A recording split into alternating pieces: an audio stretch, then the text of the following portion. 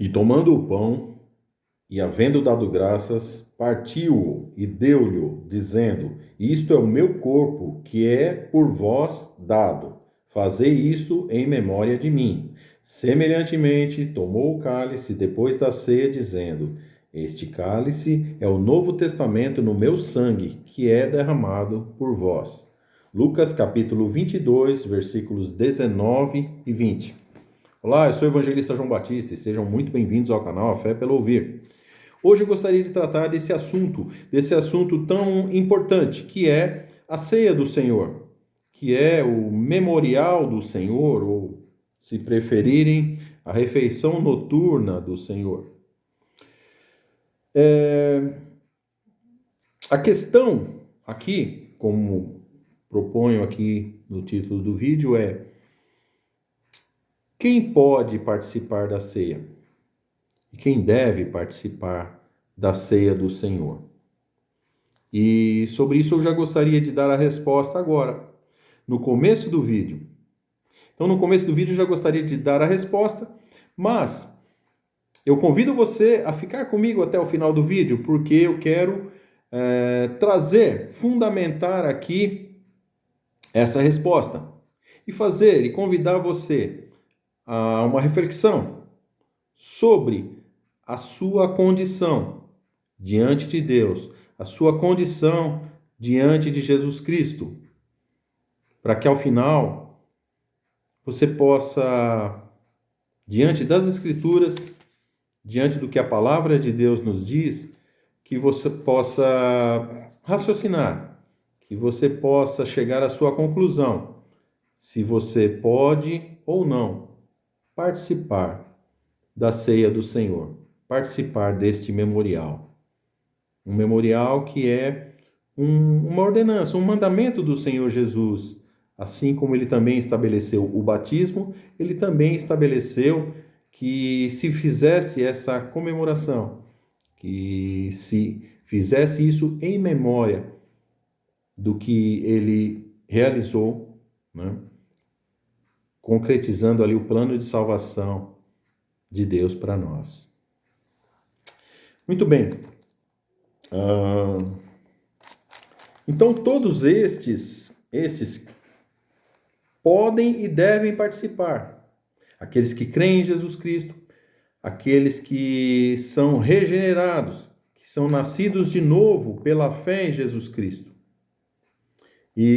Mas aí, caso você seja um testemunha de Jeová, ou você ainda seja um ex-testemunha de Jeová, que ainda conserva a ideia de que a organização detém a verdade, de que só lá na organização, nos ensinamentos da organização, está a verdade, se você ainda conserva isso na sua mente, no seu coração, nesse caso você crê que somente os 144 mil descritos lá no Apocalipse fazem parte, são o grupo que deve participar desse memorial. Os ungidos, né? Seriam os que se enquadram nessas condições.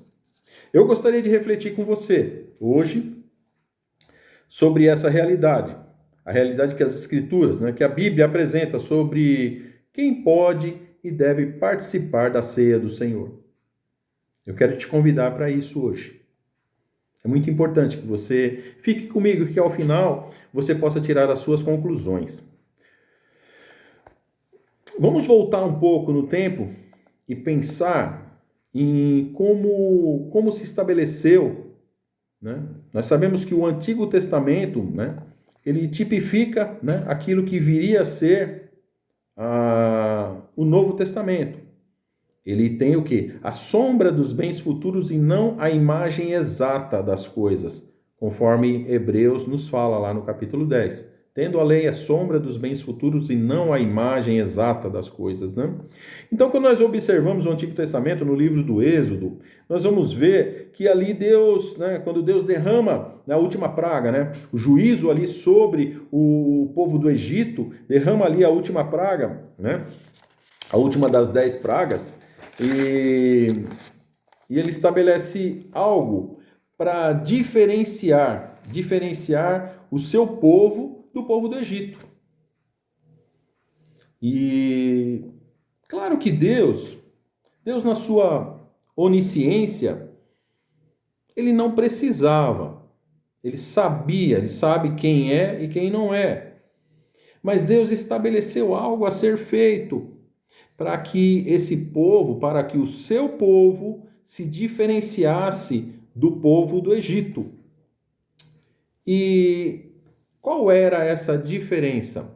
A diferença foi aquilo que ele estabeleceu, né? Quando nós lemos lá em Êxodo, capítulo 12, Deus estabelece o quê? Que cada família sacrificasse ali um cordeiro macho perfeito de 1 ano e que o seu sangue marcasse ali os umbrais das portas, né? Os batentes das portas de suas casas, para que o anjo da morte passando, né?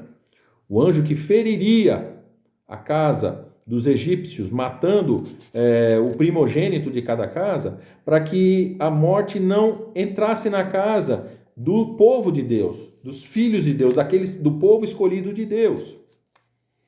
Então, o que livrava, o que diferenciava o povo de Deus do povo do Egito era o sangue do cordeiro, que já apontava para o quê? Para o Cordeiro de Deus que tira o pecado do mundo, conforme João Batista disse, ao ver Jesus ali, chegando-se a ele ali na beira do rio Jordão, ele disse: eis o Cordeiro de Deus que tira o pecado do mundo, que nos livra da morte eterna, que nos livra da condenação. Somente o sangue do Cordeiro nos livra da condenação. Então, em Êxodo 12, 24 e 25, Moisés ele estabelece o quê? Um memorial, a Páscoa dos judeus, onde eles iriam o quê? Relembrar esse feito, né? Esse livramento que Deus proporcionou para eles na véspera da libertação deles ali do Egito, onde a praga caiu sobre o povo do Egito e não feriu os primogênitos do povo hebreu, do povo judeu, que ali estavam. Então, Moisés estabelece ali esse memorial que é a Páscoa dos judeus. E aqui nós vimos no texto o quê? Que Jesus estabelece agora o Novo Testamento em seu sangue. Jesus agora, na ceia do Senhor, Jesus se apresenta como o ofertante e a oferta para a nossa salvação. Ele diz: este pão, esse é o que? O meu corpo. Esse é o meu corpo, é o meu sangue que é derramado por vós. Meu corpo que é oferecido por vós. Tomai e comei, né? Fazei isso em memória de mim. Então, Jesus agora estabelece o Novo Testamento em seu sangue. Façam isso em memória de mim. No Egito, esse memorial, tudo isso, o que Deus operou ali, através do sangue do Cordeiro ali, Deus operou o quê? O livramento de todo o seu povo. É muito bom que você grave isso. Deus estendeu o quê? A todo o povo de Israel, todo o seu povo, esse livramento. Deus não estabeleceu isso para um pequeno grupo, para os líderes do povo. Não, foi para todo o povo de Israel. No Novo Testamento em Jesus Cristo, todos os salvos, todo aquele que nele crê, conforme está lá em João 1,12, mas a todos quantos o receberam, deu-lhes o poder de serem feitos filhos de Deus. Veja que a palavra de Deus se dirige ao quê? A todo aquele que crê. Todo aquele que crê em Jesus Cristo. A palavra de Deus diz lá em João 1,11, veio para os seus e os seus não o receberam. Os seus, a maioria, né, do povo judeu, não o receberam. Mas a todos quantos o receberam, aos que creram no seu nome, deu-lhes o poder de serem feitos filhos de Deus. E a condição é uma só: crer em Jesus Cristo para ser filho de Deus. Em Gálatas 3:26, Paulo reforça isso e diz assim: porque todos sois filhos de Deus pela fé em Jesus Cristo. Paulo não faz nenhuma diferenciação aqui, não separa um grupo seleto para ser filho de Deus, mas diz que todos nós somos filhos de Deus pela fé em Jesus Cristo. É isso que ele diz. E é muito triste observar a manipulação de um povo, de pessoas, através de literatura, através do quê? De doutrinas de homens, de doutrinas que não são bíblicas, para diferenciar um grupo de outro grupo e levar um grupo a uma condição de subcristã, vamos dizer assim, e ainda tentar induzir essas pessoas a acreditar que elas são felizes nisso, que elas devem estar felizes por isso. Aqui voltamos aqui novamente ao nosso Poderá Viver para Sempre no Paraíso da Terra, onde trata essa questão da refeição noturna, aqui na página 201 e uma parte da 202, eu vou só ler algumas linhas aqui. Diz assim, aqui na página 201. Assim, nessa refeição noturna comemorativa anual, os do restante dos 144 mil seguidores ungidos de Cristo na terra dão prova de sua esperança celestial por participarem do pão e do vinho. Os milhões de outros que assistem a essa comemoração nos salões do reino, em toda a terra, têm prazer em ser observadores. Prazer em ser observadores, não participar. E aqui prossegue, né? Quem tem esse livro pode consultar na página 202, aqui no final desse parágrafo diz assim, se referindo aqui a João 10,16, esses milhões de pessoas fazem parte das outras ovelhas, das quais Jesus falou. Não são membros do pequeno rebanho, contudo, conforme Jesus disse, servem unidamente com os do pequeno rebanho, de modo que todos se tornam um só rebanho. Como se torna um só rebanho, se um rebanho tem uma esperança celestial, outra parte desse rebanho tem esperança terrestre? Essa doutrina não é bíblica. Esse ensinamento não é bíblico. Jesus não disse isso, que esses do pequeno rebanho não fazem parte de forma alguma. Quando nós lemos João 10,16, Jesus se refere ao pequeno rebanho como sendo Israel. E fala de outras ovelhas, o quê? De todo, o evangelho teria que alcançar todas as nações, ou seja, outras ovelhas. E o versículo conclui dizendo o quê? Que convém agregar a essas, e haverá o quê? No final do versículo 16, João 10,16, e haverá um só rebanho e um só pastor. O texto não fala de um rebanho dividido, de dois rebanhos, de forma alguma. E de forma alguma a Bíblia relaciona pequeno rebanho com 144 mil do Apocalipse.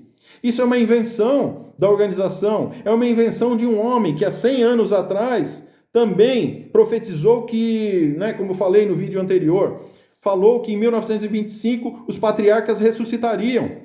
E 10 anos depois ele vem com essa doutrina, separando em duas classes as pessoas, determinando aqui que os 144 mil são os que vão para o céu, e o restante são da grande multidão, são as outras ovelhas. A palavra de Deus não diz isso. Isso é uma heresia. Isso é fruto da palavra de um falso profeta, que prova ser um falso profeta com a profecia de 1925 que não se cumpriu.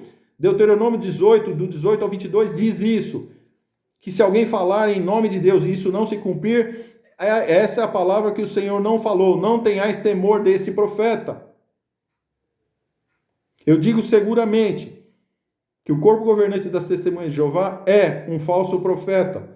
São quase 300 modificações doutrinárias desde o início dessa organização. A palavra de Deus, de forma alguma, dá margem para isso, para um ensinamento ser verdade hoje e deixar de ser verdade amanhã. Efésios capítulo 4, versículo 4, fala o quê? De uma só esperança da vossa vocação. Não fala de duas esperanças, fala de apenas uma esperança de salvação. É isso que a palavra de Deus apresenta. Indo agora para a nossa conclusão, eu gostaria de que nós refletíssemos para que você possa realmente chegar à sua conclusão sobre quem deve e quem pode tomar da ceia do Senhor. Para que você tire a sua conclusão, eu gostaria de convidar você a ler comigo 1 Coríntios capítulo 11, a partir do versículo 17, onde Paulo vai tratar desse assunto, ele vai abordar esse assunto da ceia do Senhor, aqui com essa congregação da cidade de Corinto, com os coríntios. E havia o quê? Problemas lá. Problemas nessa congregação. Uma congregação mista de judeus convertidos a Cristo, de gentios convertidos a Cristo. Uma comunidade mista, onde havia pessoas de diferentes classes sociais. Haviam pobres, necessitados e haviam abastados, havia ricos. Então eu gostaria de convidar você a meditar nesse texto para que a gente possa concluir aqui a nossa ideia. 1 Coríntios capítulo 11, a partir do versículo 17, diz assim: Nisso, porém, que vou dizer-vos, não vos louvo, porquanto vos ajuntais não para melhor, senão para pior. Porque, antes de tudo, ouço que, quando vos ajuntais na igreja, há entre vós dissensões, e em parte creio. E até importa que haja entre vós heresias, para que os que são sinceros se manifestem entre vós. De sorte que quando vos ajunteis em um lugar, não é para comer da ceia do Senhor. Porque comendo, cada um toma antecipadamente a sua própria ceia, e assim um tem fome e outro embriaga-se. Não tendes, porventura, casas para comer e para beber? Ou desprezais a igreja de Deus e envergonhais os que nada têm? Que vos direi? Louvar-vos-ei? Nisso não vos louvo. Porque eu recebi do Senhor o que também vos ensinei. Que o Senhor Jesus, na noite em que foi traído, tomou o pão. E tendo dado graças, partiu e disse: Tomai e comei, isso é o meu corpo, que é partido por vós. Fazei isso em memória de mim. Semelhantemente também, depois de cear, tomou o cálice, dizendo: Este cálice é o novo testamento no meu sangue. Fazei isso todas as vezes que beberdes em memória de mim. Porque todas as vezes que comerdes esse pão e beberdes esse cálice, anunciais a morte do Senhor até que venha. Portanto, qualquer que comer esse pão e beber do cálice do Senhor indignamente será culpado do corpo e do sangue do Senhor. Examine-se, pois, o homem a si mesmo, e assim coma desse pão e beba desse cálice, porque o que come e bebe indignamente, come e bebe para a sua própria condenação, não discernindo o corpo do Senhor. Por causa disso, há entre vós muitos fracos e doentes, e muitos que dormem. Porque se nós nos julgássemos a nós mesmos, não seríamos julgados. Mas quando somos julgados, somos repreendidos pelo Senhor, para não sermos condenados com o mundo. Portanto, meus irmãos, quando vos ajunteis para comer, esperai uns pelos outros. Mas se algum tiver fome, coma em casa, para que vos não ajunteis para condenação. Quanto às demais coisas, ordená-las-ei quando for. O que nós podemos entender nesse texto? Nós podemos entender aqui que Paulo, ele se dirige aqui a uma congregação de pessoas comuns. Se dirige à igreja. Ele trata aqui com uma comunidade de pessoas comuns, né? Com a igreja. Ele trata de uma comunidade mista, de judeus e gentios, crentes em Cristo, pobres e ricos, pessoas de diferentes classes sociais, de diferentes níveis de maturidade cristã. Ele trata como uma comunidade em desenvolvimento cristão. Ele trata como uma comunidade sujeita à repreensão, a repreensões, a correções. Pessoas em crescimento, em desenvolvimento cristão. Havia pessoas, né, crentes em Cristo, que ainda não compreendiam, não discerniam o corpo de Cristo. Por isso ele fala ali, não discernindo o corpo do Senhor. Pessoas estavam comendo e bebendo como era costumeiro para ele nas festas. Fala até de pessoas se embriagando com o vinho. As pessoas não estavam compreendendo a razão daquilo que estavam fazendo. Eram pessoas totalmente imaturas na fé. E Paulo está repreendendo essas pessoas para que elas passem a discernir o corpo e o sangue. Saber que aquilo tinha um significado profundo. Comer do pão e beber do cálice. Como obediência ao mandamento do Senhor. Fazer isso em memória de mim. E não comer para matar a fome e beber vinho. Estava tratando de pessoas recém-vindas para a fé, recém-convertidas. Pessoas que ainda carregavam o quê? Resquícios da sua velha vida, seu proceder antigo. A sua velha natureza estava o quê? Em tratamento. Pessoas estavam sendo discipuladas para o quê? Para o aperfeiçoamento na fé. O que é totalmente comum. Uma pessoa conhece a Deus, se converte e passa o quê? Agora a ser o quê? Discipulada, ensinada e se aperfeiçoando a cada dia. Era algo totalmente comum. O que eu quero chamar a atenção aqui é o fato de Paulo se dirigir a pessoas comuns. Não era um grupo seleto de cristãos. Ele não se dirigia a uma elite de pessoas espiritualmente maduras. Pelo contrário, havia de tudo ali, maduras e não maduras, pessoas imaturas na fé. Paulo se dirigia à igreja, à congregação dos que criam em Jesus Cristo. Somente isso. O que eu quero que você entenda é isso. A ceia é para os que creem em Jesus Cristo, para os salvos em Cristo, para os que têm esperança na ressurreição pela fé em Jesus Cristo.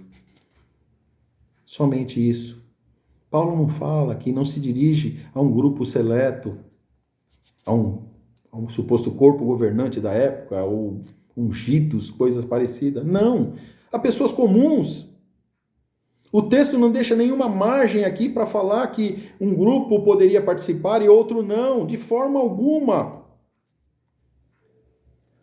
A ceia é para todo aquele que crê em Jesus Cristo. A grande questão é isso. É as pessoas ainda guardarem esse ensinamento aqui, que descrito aqui na literatura da organização, e se julgarem indigno por acreditar que não é filho de Deus. De fato não é, se ainda não creu em Jesus Cristo como seu Senhor e Salvador, por não ter o Espírito Santo. E conservar essa crença de que somente um grupo seleto de 144 mil desfruta dos benefícios da morte de Jesus Cristo. Gostaria de trazer aqui a você o entendimento de que pela fé em Jesus Cristo você pode ser, sim, beneficiário de todas as bênçãos espirituais em Cristo Jesus descritas no Novo Testamento. Eu gostaria de finalizar aqui dizendo a você que se você crê em Jesus Cristo, se você entende que Jesus Cristo o substituiu na morte, se você crê que Jesus Cristo pagou por seus pecados na cruz, em sua morte, se você crê em Jesus Cristo, eu convido você a receber Jesus como seu único e suficiente Salvador. Eu gostaria de te dizer que pela fé em Jesus Cristo, você é participante de todas as bênçãos espirituais em Cristo Jesus descritas no Novo Testamento. Caso contrário, o Novo Testamento não faria sentido para você. Seria todo o Novo Testamento destinado somente aos 144 mil. E a palavra de Deus em nenhum momento apresenta isso. Eu tenho sempre convidado as pessoas aqui a ler as Escrituras, a ler o Novo Testamento, ler de forma independente, orar a Deus, pedir o entendimento. Pela fé em Jesus Cristo, você é filho de Deus conforme João 1,12. Mas a todos quantos o receberam, aos que creem no seu nome, deu-lhes o poder de serem feitos filhos de Deus. Pela fé em Jesus Cristo, você tem o Espírito Santo, conforme Efésios 1,13. Lá Paulo fala, em quem nós estamos, né? Em quem vós também estáis, depois que ouvistes a palavra da pregação, o evangelho da vossa salvação, e tendo nele também crido, fostes selados com o Espírito Santo da promessa. Selados. O Espírito Santo que é o penhor da vossa herança, ele diz. Da herança da salvação, da vida eterna. Alguém que não tem o Espírito Santo, que não é nascido de novo, que não tem o penhor da herança, essa garantia da herança descrita ali em Efésios 1, ele não pode ter esperança de ressurreição, porque Romanos capítulo 8, 11 diz que se o Espírito daqueles que ressuscitou a Cristo habita em vós, aquele que ressuscitou a Cristo também vivificará os vossos corpos mortais, pelo Espírito Santo que em vós habita. Fala de habitação do Espírito Santo. Jesus fala para Nicodemos, se não nascer de novo, você não pode ver o reino de Deus. É disso que se trata. Se alguém se declara não ser filho de Deus, não ter o Espírito Santo, não ser regenerado, essa pessoa não pertence a Cristo. Não adianta a literatura da organização querer dizer, não, mas aí você, por tabela, você passa a ser beneficiário de alguma coisa. Isso não existe. A palavra de Deus em nenhum momento ensina dessa forma. Ou você é filho de Deus, ou você tem o Espírito Santo, ou você não tem parte na salvação, ou você não tem esperança de ressurreição. É isso que a palavra de Deus apresenta. Eu gostaria de me colocar à disposição de qualquer pessoa que quisesse conversar um pouco mais sobre isso. Como eu falei aqui no meu primeiro vídeo, o propósito desse trabalho é evangelístico. É levar às pessoas o conhecimento do Senhor Jesus Cristo como Senhor e Salvador. Eu me ponho à sua disposição, vou deixar aqui o meu contato na descrição. Se você quiser entrar em contato particularmente comigo, eu gostaria de me colocar à sua disposição para falar um pouco mais, se você quiser falar um pouco mais sobre essa questão. Eu me ponho à sua disposição. E vamos prosseguir na nossa jornada, aqui, mergulhando aqui nas Escrituras, porque a fé vem pelo ouvir e ouvir da palavra de Deus.